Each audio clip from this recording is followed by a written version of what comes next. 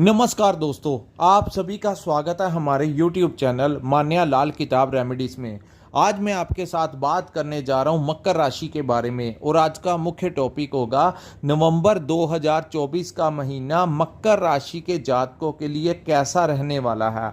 ग्रहों का जो बड़ा परिवर्तन इस महीने होगा उसका क्या प्रभाव जो है वो आपके ऊपर रहेगा। आज मैं आपको बताऊंगा, अगर आप अपना बिजनेस करते हैं तो वहाँ पर स्थितियाँ कैसी रहेंगी, अगर आप अपनी नौकरी करते हैं कहीं पर तो आपका परफॉर्मेंस कैसा रहने वाला है, आपकी सेहत कैसी रहेगी, आप अगर स्टूडेंट हैं तो आपके करियर को लेकर ये टाइम जो है वो कैसा रहने वाला है, आपकी फैमिली, आपके रिलेशंस जो हैं वो कैसे रहेंगे, अगर आप विदेश जाना चाहते हैं या विदेश में रहते हैं तो इन तमाम पक्षों के ऊपर आज आपके लिए बहुत ही इम्पोर्टेंट इन्फॉर्मेशन लेकर आया हूँ। दोस्तों, किसी पार्ट को आपने स्किप नहीं करना क्योंकि आपके लिए ये बड़ी रेलिवेंट जानकारी होने वाली है। तो ये जो सामने मैंने आपके कुंडली बनाई है ये आपकी चंद्र राशि के ऊपर आधारित है। और आज का वीडियो जो है दोस्तों, जब जब ग्रहों का गोचर होता है चंद्र राशि के अनुसार अलग अलग भावों में ग्रह जो होते हैं वो अलग अलग परिणाम देते हैं। तो ये जो सामने मैंने कुंडली बनाई है जहाँ पर 10 नंबर लिखा है, ये आपकी मकर राशि की कुंडली है। और बात करते हैं लगन में, यहाँ पर चंद्रमा लिखा है। तो दोस्तों, चंद्रमा के बारे में कहा जाता है कि अगर किसी की जन्म कुंडली में चंद्रमा उच्च के होते हैं तो ऐसे जातक जो होते हैं इनके अपने मन के ऊपर बड़ा कंट्रोल होता है, अपने इमोशंस के ऊपर बड़ा कंट्रोल होता है। इसके कारण अगर इनके ऊपर संघर्ष का समय आ भी जाए तो ये निडरता के साथ आगे बढ़ते हैं। लेकिन अगर जन्म कुंडली के समय चंद्रमा किसी नीच भाव में बैठे हैं या किसी क्रूर ग्रह के साथ पीड़ित हैं तो ऐसे जातक जो होते हैं इनके अपनी भावनाओं के ऊपर कंट्रोल नहीं होता और ये कभी कभी भावनाओं में बहकर, इमोशंस में बहकर कुछ ज़िंदगी में गलत फैसले ले लेते हैं, जिसके कारण बाद में इनको परेशान होना पड़ता है। और इनके ऊपर अगर संघर्ष का समय आ जाए तो ऐसे जातक जो होते हैं ये थोड़े जल्दी भयभीत हो जाते हैं, एंग्जाइटी इनको ज़्यादा रहती है क्योंकि चंद्रमा कमज़ोर होता है। लेकिन यहाँ पर हम ज़्यादा डिस्कस नहीं कर सकते, उसके लिए आपकी जन्म कुंडली बड़ी मायने रखती है। क्योंकि दोस्तों, हर 2.25 दिन के पश्चात चंद्रमा अपने एक भाव को छोड़ के दूसरे भाव में चले जाते हैं। सो ये जानकारी बहुत लंबी हो जाएगी अगर हम अकेले चंद्रमा के बारे में ही आज बताने लगे। सो आज बताएंगे कि इसके अलावा अन्य जो ग्रह हैं दोस्तों, कुछ ग्रह जो होते हैं वो लंबे समय तक एक भाव में बैठते हैं। जैसे शनि हो गए तो इनका गोचर 2.5 वर्ष के लिए होता है। यहाँ पर ये कभी वक्री हो जाते हैं तो कभी मार्गी हो जाते हैं। इसी प्रकार राहु और केतु जो हैं ये हमेशा वक्री चाल चलते हैं और 1.5 वर्ष के लिए इनका गोचर होता है और आमने सामने ये बैठते हैं। तीसरा, देवगुरु बृहस्पति जो हैं ये 1 वर्ष से कुछ समय अधिक तक एक ही भाव में बैठते हैं और वहाँ पर ये कभी वक्री हो जाते हैं तो कभी मार्गी हो जाते हैं।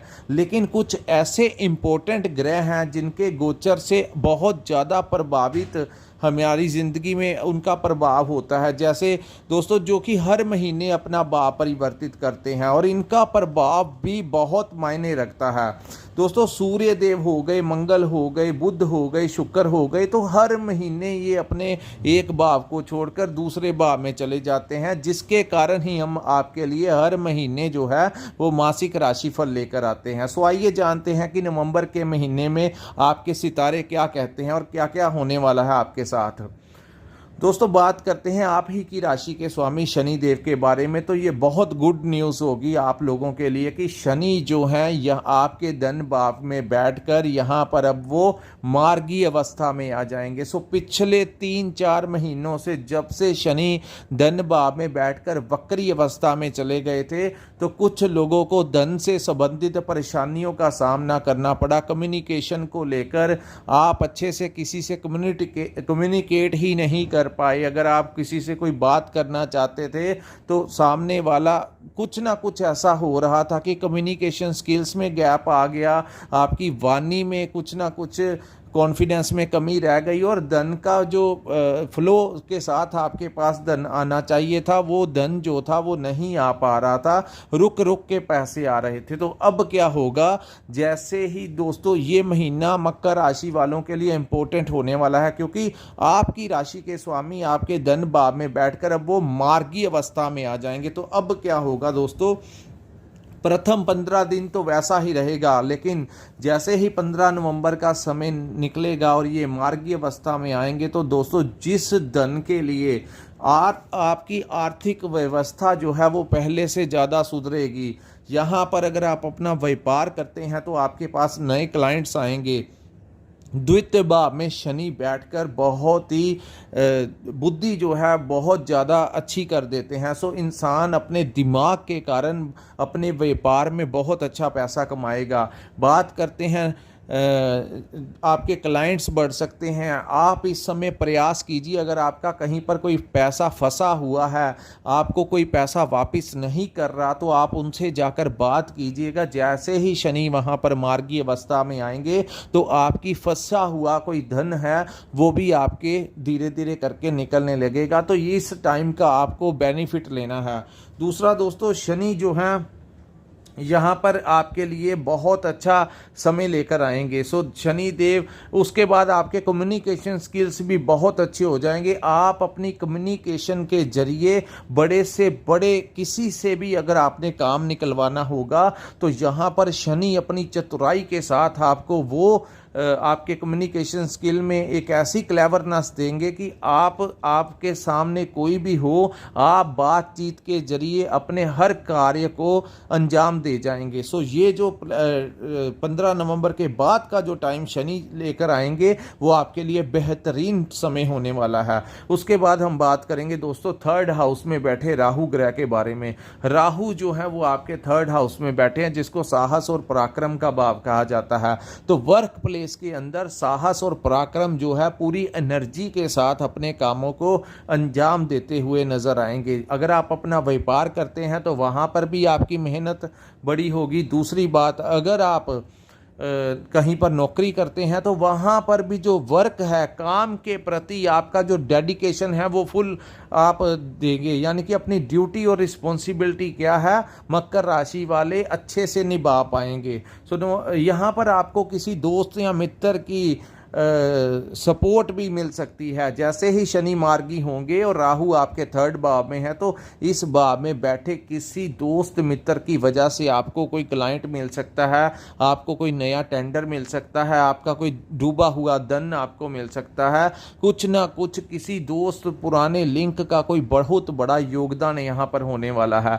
तो यहाँ पर मैं आपको एक और एडवाइस करूँगा कि अगर आप कहीं पर नौकरी करते हैं, अगर आप वहाँ से ट्रांसफ़र लेना चाहते हैं या प्रमोशन लेना चाहते हैं तो वहाँ पर अगर कोई सीनियर जो कि आपके जान पहचान के हैं उनके साथ आप इस महीने 15 के पश्चात बात कीजिए। काफ़ी फेवर जो है आपको वहाँ पर मिलने वाला है। सो ये जो समय होगा आपके लिए बहुत अच्छा। नवंबर के महीने में जो बहुत बड़ा बदलाव होगा वो मकर राशि वालों के लिए पहले से ज़्यादा बेहतर समय लेकर आया है। उसके बाद हम बात करेंगे दोस्तों गुरु के बारे में। गुरु आपके पंचम भाव में गोचर कर रहे हैं। यहाँ पर जो गुरु हैं दोस्तों, ये पंचम भाव में अच्छा रिजल्ट नहीं देते। गुरु के बारे में कहा जाता है कि गुरु जिस भाव में बैठते हैं उस भाव के परिणामों को खराब कर देते हैं, और जहाँ पर उनकी दृष्टियां होती हैं उन भावों के परिणामों को वो ठीक कर देते हैं। और इस समय आपको सबसे ज़्यादा इंपॉर्टेंस वो होगी कि जिस ग्रह की इस समय आपके ऊपर महादशा या अंतरदशा चल रही होगी, वो ग्रह जिस भी भाव में बैठे हैं उनसे सबसे ज़्यादा प्रभाव आपकी लाइफ के ऊपर देखने को मिलेगा, जिसके लिए आपकी बर्थ चार्ट का अहम रोल होता है कि जब आपका जन्म हुआ था उसके अकॉर्डिंगली इस समय आपके ऊपर कौन से ग्रह की महादशा और अंतरदशा चल रही है। दोस्तों गुरु जो है वो आपके पंचम भाव में बैठे हैं। पंचम भाव में बैठे गुरु जो हैं, सबसे पहले आपने देखा होगा कि जब से मई का महीना स्टार्ट हुआ है कुछ लोगों को संतान से रिलेटेड समस्याओं का सामना करना पड़ रहा है। उनके करियर को लेकर, उनकी हेल्थ को लेकर, या वहाँ जहाँ पर वो काम करते हैं उनके व्यापार को लेकर, उनकी स्टडीज़ को लेकर कुछ ना कुछ मकर राशि वालों को अपनी संतान से रिलेटेड परेशानियों का सामना लगातार करना पड़ रहा है, क्योंकि गुरु जो है वो आपके पंचम भाव में बैठे हैं, और जैसा मैंने कहा गुरु जिस भाव में बैठते हैं उस भाव के परिणामों को खराब करते हैं। यहाँ पर एक और ध्यान देने वाली बात है, जो मकर राशि के लोग जो प्रेगनेंसी में हैं उनको थोड़ा सा ध्यान रखना होगा और निरंतर गुरु के उपाय करने होंगे, क्योंकि गुरु यहाँ पर बैठ के और आपके गर्भ के ऊपर कोई नुकसान ना पहुँचा पाए। दूसरा दोस्तों, इस भाव को अगर हम बात करें, स्टूडेंट का भी यही भाव बोला जाता है, तो मकर राशि के जो स्टूडेंट्स हैं उनको भी कुछ ना कुछ समस्याओं का सामना करना पड़ रहा है। वो मैनेजमेंट जो करियर को लेकर एक इनसिक्योरिटी जो है वो मकर राशि वालों के ऊपर बनी हुई है। किसी विषय को लेकर, किसी सब्जेक्ट को लेकर कुछ ना कुछ समझ नहीं आ रही कि क्या आगे क्या होगा, और कुछ जिनकी स्टडीज़ कंप्लीट हो चुकी है और वो हायर स्टडी करना चाहते हैं उनको रास्ता ही नहीं दिखाई दे रहा कुछ लोगों को कि आगे कौन से रास्ते के ऊपर हमने जाना है, कौन सी डिग्री हमारे लिए उत्तम रहेगी। और कुछ लोग इसी चीज़ों में उलझे हुए हैं, तो ये गुरु के कारण ही ऐसा उनके साथ हो रहा है। अब मैं बताऊंगा आपको मैनेजमेंट के बारे में। 5th हाउस जो होता है हमारी मैनेजमेंट का भाव होता है, तो आपको ध्यान रखना होगा यहाँ पर वो आपकी मैनेजमेंट को खराब करने की कोशिश करेंगे। चाहे आप अपना व्यापार करते हैं, वहाँ पर कुछ स्थितियाँ ऐसी बन सकती हैं कि आपको समझ ही ना लगे कि इन स्थितियों को कैसे मैनेज करना है।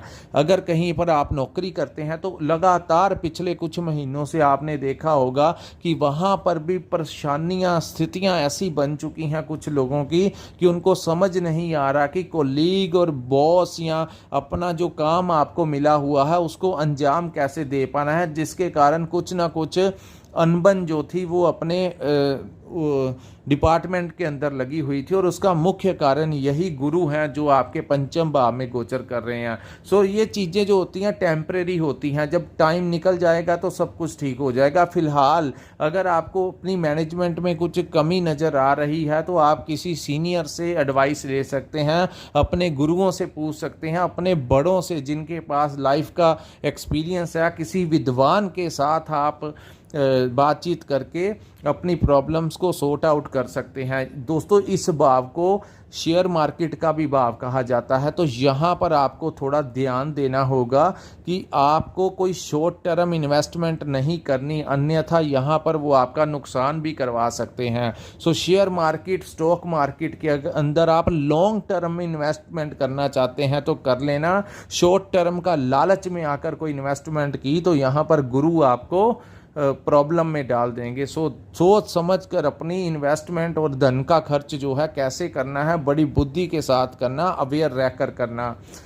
उसके बाद हम बात करेंगे इस भाव को लव मैरिज का भी भाव कहा गया है। लव रिलेशन भी पंचम भाव से भी देखा जाता है, तो यहाँ पर अगर आप लव मैरिज करवाना चाहते हैं तो कुछ ना कुछ प्रॉब्लम आपको फेस करनी पड़ रही है। सो थोड़ा समय आपको रुकना होगा। जब यहाँ से गुरु चेंज हो जाएंगे या अन्य ग्रहों की अच्छी खासी सपोर्ट होगी तो काफ़ी हद तक आपको यहाँ पर राहत मिलती हुई नज़र आएगी। उसके बाद हम बात करते हैं दोस्तों मंगल के बारे में। मंगल आपके 7th हाउस में पूरे महीने बैठे रहेंगे, और ये जो भाव है यहाँ पर मंगल नीच के हो चुके हैं। सो आपके लिए ये टाइम जो है वो कैसा रहने वाला है दोस्तों, इस भाव को पार्टनरशिप का भाव कहा जाता है। सो पार्टनरशिप में कोई काम नहीं करना।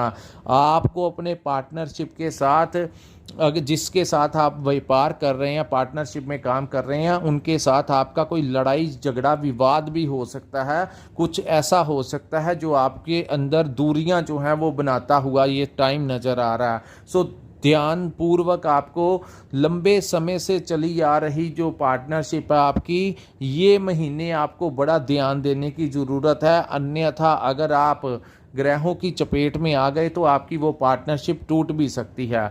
दूसरी बात, इस भाव को आपकी रिलेशंस का भाव कहा जाता है, आपके पार्टनर का भाव कहा जाता है, तो आपको ऐसा महसूस हो सकता है कि आपके पार्टनर का आपको सपोर्ट नहीं मिल रहा।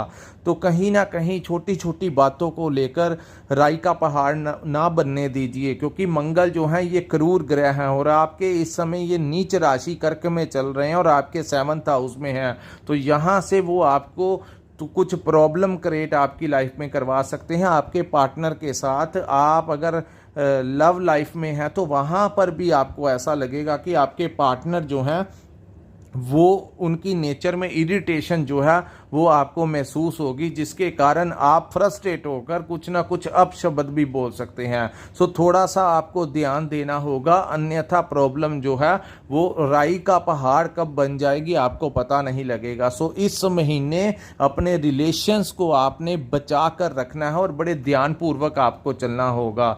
उसके बाद हम बात करते हैं दोस्तों केतु ग्रह के बारे में। केतु आपके 9th हाउस में गोचर कर रहे हैं और 9th हाउस जो होता है वो केतु के लिए बहुत अच्छा स्थान होता है। 9th और 12th हाउस में केतु बहुत अच्छा रिजल्ट देते हैं। फिलहाल 9th हाउस में केतु बैठे हैं तो मकर राशि के जो जातक हैं इनकी जो प्रवृत्ति होगी वो धार्मिक हो जाएगी, यानी कि धार्मिक कार्य, भगवान का नाम लेना, ईश्वर का नाम लेना। आप चाहे किसी भी धर्म से बिलोंग करते हों, आप देखेंगे कि पिछले 3-4 महीनों पिछले कुछ समय से कि जब से केतु का गोचर यहाँ पर हुआ है और अभी गुरु की वक्र दृष्टि भी यहाँ पर पड़ गई है, तो इस समय आपकी धार्मिक कार्यों जो है वो आपके लिए बहुत आप इंटरेस्टेड हो जाएंगे। घर में कोई मांगलिक कार्य, हवन यज्ञ का भी आयोजन आपके हो सकता है और इस समय आप पूरी उस परमात्मा के साथ मेडिटेशन करते हुए आप दिखाई देंगे। सो धार्मिक कार्यों में रुचि जो है वो इस समय आपकी बढ़ती चढ़ती हुई नजर आएगी और यहाँ पर केतु बैठे आपके भाग्य में आपको सपोर्ट दिलाने की पूरी कोशिश इस समय करते हुए नजर आएंगे। उसके बाद हम बात करते हैं सूर्य के बारे में। सूर्य दोस्तों आपके 10th हाउस में गोचर कर रहे हैं। ये सूर्य की सबसे अच्छी पोजीशन है, यानी कि जब सूर्य 10th भाव में गोचर करते हैं तो यहाँ पर मैं मकर राशि वालों को कहूँगा कि 15 नवंबर तक ये 10th भाव में ही रहेंगे। यहाँ पर बैठे सूर्य देव आपकी बिजनेस में आपको अच्छा रिस्पॉन्स दिलाएंगे, आपका व्यापार बढ़ाएंगे, आपके क्लाइंट्स बढ़ाएंगे, आपको कोई एनजीओ के साथ जोड़ सकते हैं, किसी पॉलिटिकल लाइन के साथ जोड़ सकते हैं। तो सूर्य का काम है जब वो 10th भाव में आते हैं तो इंसान से कुछ ना कुछ ऐसे कार्य करवाते हैं जो सामाजिक हों। आपको कहाँ पर ऑनर भी कर सकते हैं, आपके अच्छे कार्यों की वजह से आपको कहीं पर ऑनर भी हो सकते हैं, चाहे आप अपने समाज में किसी धार्मिक संस्था द्वारा हो सकते हैं, आप किसी पॉलिटिकल ऑर्गेनाइजेशन के द्वारा हो सकते हैं, जिस कंपनी में आप काम करते हैं या जो भी आप व्यापार करते हैं, तो किसी ना किसी जरिए दोस्तों ये जो गोचर है ये 15 अक्टूबर का हुआ है। तो कुछ लोगों को ऑनर भी किया होगा आपके काम काज की वजह से, आपके अच्छे कार्यों की वजह से आपकी प्रशंसा भी हुई होगी। तो यहाँ पर आपको वो बहुत अच्छी रेपुटेशन दिलाएंगे। सूर्य देव के यहाँ पर बैठने से आपकी प्रमोशन भी हो सकती है और आपके कार्य भी आपकी जो सैलरी पैकेज है वो भी बढ़ता हुआ इस समय आपका नज़र आ रहा है। सो ये टाइम जो है सूर्य आपके लिए बहुत अच्छे रहेंगे और 15 के पश्चात जब सूर्य यहाँ से निकलकर आपके 11th हाउस में जाएंगे तो ये भाव जो होगा यहाँ पर वो बहुत ज़्यादा प्रयास करेंगे आपकी ट्रांसफ़र की। अचानक से आपकी ट्रांसफ़र हो सकती है, चाहे मनपसंद जगह के ऊपर। तो दोस्तों यहाँ पर सूर्य की अवस्था ये नवंबर के पूरे महीने अच्छी रहेगी। सो आपकी अगर किसी सरकारी डिपार्टमेंट में आपका कोई कार्य फंसा हुआ है, नहीं हो पा रहा, तो इस समय अगर आप प्रयास करेंगे वहाँ के ऑफिसर्स के साथ जाकर बात कीजिए, काफ़ी ज़्यादा चांसेस बनेंगे कि सूर्य जो कि राज दरबार और सरकार का कारक होता है, जब ऐसा ग्रह हमारी सपोर्ट पे आते हैं तो तमाम वो कार्य जो सरकारी कार्य होते हैं उनको करवा देते हैं। यानी कि आपको वही अगर कोई भी काम किसी सरकारी डिपार्टमेंट से आपका अटका हुआ है, नहीं हो पा रहा, तो ये टाइम आप जाइए वहाँ के अधिकारियों से बात कीजिए, आपको वहाँ के अधिकारियों का और समय का पूरा सपोर्ट मिलता हुआ इस समय नजर आएगा। सो ये जो वीडियो है, इस बनाने का मकसद यही है कि जो कार्य आपके हो सकते हैं, आपको उन चीज़ों की तरफ बढ़ना चाहिए, और क्या क्या चीज़ों को अवॉइड करना है वो भी मैं आपको साथ साथ बता रहा हूँ। उसके बाद दोस्तों, जैसे ही सूर्य यहाँ पर जाएंगे तो वहाँ पर बुध और सूर्य की बुध आदित्य योग का निर्माण होगा, जो कि आपके लाभ भाव में होगा। जैसे ही 15 का टाइम निकलेगा, उधर से शनि जो है वो मार्गी हो जाएंगे, इधर से सूर्य बुध आपके लाभ भाव में बैठकर आपको सोर्स ऑफ इनकम में वृद्धि करेंगे। यानी आप कोई भी कार्य करते हैं उसमें तो आपको फायदा होगा ही, साथ साथ आपको कोई अन्य स्तोत्र से भी आपका पैसा आपको मिल सकता है। एक तो शनि जो है वो मार्गी हो जाएंगे, दूसरा सूर्य बुध की युति। दोस्तों, ये जब युति होती है तो सबसे ज़्यादा फायदा होता है जो लोग कम्युनिकेशन स्किल्स करते हैं, यानी कि क्लाइंट्स के साथ बात करते हैं। अगर आप क्लाइंट्स के साथ बात करेंगे, व्यापार आपका ऐसा है, आप कंसल्टेंसी देते हैं, मार्केटिंग करते हैं, ट्रेडिंग करते हैं, तो इन कामों में आपको अच्छा खासा कमीशन हो सकता है, अच्छा खासा आर्थिक पक्ष जो है वो आपका मजबूत होने की पूर्ण संभावनाएं हैं। सो कम्युनिकेशन के जरिए अगर आपकी कोई इंटरव्यू है, जॉब इंटरव्यू है, या किसी भी प्रकार का आपका कोई एग्ज़ाम है, या आप कोई प्रेजेंटेशन है आपकी, तो आप अगर वहाँ पर जाएंगे तो सामने वाले आपके शब्दों में प्रभावित हो जाएंगे। ऐसी, क्योंकि बुध जो है दोस्तों वो वाणी के कारक हैं। सो वाणी भाव में जब वो सूर्य के साथ जाते हैं तो कुछ ऐसा तालमेल बन जाता है कि आपकी वाणी में इतना सूर्य का प्रभाव चला जाता है। यही इसका लॉजिक होता है। बुध जो है वाणी के कारक हैं, सूर्य जो है प्रभावशाली ग्रह हैं। सब वाणी में आपके प्रभाव होगा तो सामने वाले जो होते हैं वो आपकी बातों में आ जाएंगे और आप ही के साथ डील्स जो हैं वो फाइनल करके जाएंगे, जिससे आपको अच्छा खासा लाभ होता हुआ दिखाई देगा। सो ये टाइम होगा, आप अपने वर्क प्लेस के ऊपर अगर सिटिंग करेंगे, अगर आप कोई दुकान करते हैं, कोई फैक्ट्री चलाते हैं, तो वहाँ पर आप खुद बैठें, आप अपनी डील जो है वो कस्टमर के साथ कीजिए, तभी आपको ज़्यादा फायदा होगा। ना कि अगर आप अपने एम्प्लॉयज़ के सहारे पर छोड़ के चले जाएंगे तो वो फ़ायदा नहीं हो पाएगा जो डायरेक्ट खुद आपकी होगी। तो मकर राशि वाले अपने कम्युनिकेशन से अच्छा खासा लाभ करवाते हुए दिखेंगे। उसके बाद मैं बात करूंगा शुक्र ग्रह के बारे में। दोस्तों, शुक्र अपनी बेस्ट पोजीशन 12th हाउस में रहेंगे, क्योंकि अकाल पुरुष की कुंडली के द्वारा 12th हाउस शुक्र जो होते हैं वो सबसे उनकी बेस्ट प्लेसमेंट होगी। तो मकर राशि के वो जातक जो विदेश जाना चाहते हैं वो प्रयास कीजिए, आपको बहुत अच्छा लाभ मिलता हुआ दिखाई देगा। दूसरा, जो लोग इंपोर्ट एक्सपोर्ट का काम करते हैं, जो लोग सोशल मीडिया के साथ जुड़े हुए हैं, जिन लोगों का फैशन इंडस्ट्री के साथ, लग्जरी आइटम्स के साथ कोई काम है तो वो करें। शुक्र के इस यहाँ पर बैठने के कारण आपके खर्च तो होंगे, लेकिन वो लग्जरी आइटम्स के ऊपर होंगे। आप अपने लिए कपड़ों की खरीदारी कर सकते हैं, आप अपने लिए कोई वाहन खरीद सकते हैं, आप अपने पार्टनर को खुश करने के लिए उनके लिए कोई शॉपिंग कर सकते हैं, रेस्टोरेंट में खाना खाने से आ सकते हैं, उनके साथ किसी लंबी ड्राइविंग के ऊपर कोई टूर लगाने जा सकते हैं। यहाँ तक कि जो लोग विदेश जाना चाहते हैं, वीज़ा अप्लाई करके आइए, बहुत ज़्यादा अपनी फाइल आप सबमिट करवा दीजिए दोस्तों, काफ़ी ज़्यादा, क्योंकि शुक्र ही विदेश के कारक हैं, तो बहुत ज़्यादा चांसेस होंगे शुक्र जो हैं वो आपको विदेश ले जाएं। सो ये जो महीना होगा वीज़ा लगने के चांसेस होंगे, और जो लोग विदेश में रहते हैं उनके लिए ये टाइम बहुत अच्छा होगा। शुक्र के यहाँ पर बैठने के कारण और शनि के मार्गी होने के कारण आपको वहाँ पर, अगर आपने PR अप्लाई किया हुआ है या सिटीजनशिप के लिए अगर आपने अप्लाई किया हुआ है, तो वहाँ पर आपको काफ़ी हद तक जो है PR मिलने की संभावनाएं जो हैं वो बनती हुई नज़र आ रही हैं। वहाँ पर आपको, अगर आप बिजनेस करते हैं तो बिजनेस अच्छा इस महीने चलेगा, अगर नौकरी करते हैं तो वहाँ पर आपका प्रमोशन होना भी तय है। कुल मिलाकर यात्राओं से आपको लाभ होता हुआ दिखाई देगा। उसके बाद अंत में मैं एक बात करूँगा, गुरु की एक नीच की दृष्टि आपके लगन भाव में पड़ेगी, तो लगन भाव के ऊपर गुरु की एक दृष्टि होगी।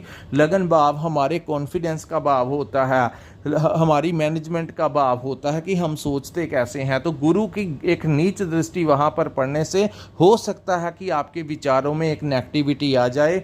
कुछ ना कुछ कॉन्फिडेंस में लाइफ में हो रहे सरकमस्टेंसेस की वजह से, अपनी संतान के प्रॉब्लम की वजह से कुछ ना कुछ ऐसी सरकमस्टेंसेस हो सकती हैं जिसके कारण आपका कॉन्फिडेंस लेवल कम होता हुआ नज़र आएगा, आपकी मैनेजमेंट जो है वो कम होती हुई नज़र आएगी और एक अशांति जो है वो आपके मन में बनी रहेगी, जो माहौल आपका चल रहा है उसके कारण। सो दोस्तों, ये था मकर राशि वालों के लिए नवंबर 2024 का महीना कैसा रहेगा। अगर आपको हमारा ये वीडियो अच्छा लगा हो तो कृपया इस वीडियो को लाइक कीजिए, हमारे चैनल को सब्सक्राइब कीजिए, नोटिफिकेशन का बेल जो है दोस्तों वो प्रेस ज़रूर कीजिए, ताकि जो जानकारी हम आपको देना चाहते हैं वो आप जब भी चैनल को ओपन करें तो हमारा नोटिफिकेशन, जब भी हम आपके लिए जानकारी अपलोड करें तो सीधा नोटिफिकेशन जो है वो आप तक पहुंच जाए।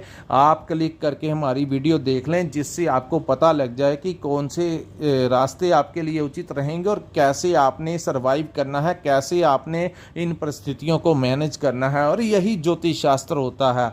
उसके बाद अगर आपने अपने पर्सनल चार्ट का, अगर आपके पास अपना डेट ऑफ बर्थ और टाइम है और आप अपने कुंडली का विश्लेषण करवाना चाहते हैं तो स्क्रीन के ऊपर एक नंबर दिया है, वहां पर आप हमारे को व्हाट्सएप के ऊपर मैसेज कर सकते हैं या कॉल करके आप हमारे से अपनी कुंडली का प्रॉपर विश्लेषण करवा सकते हैं। इसी के साथ इस वीडियो को मैं विराम लगाता हूं। नमस्कार, जय माता दी।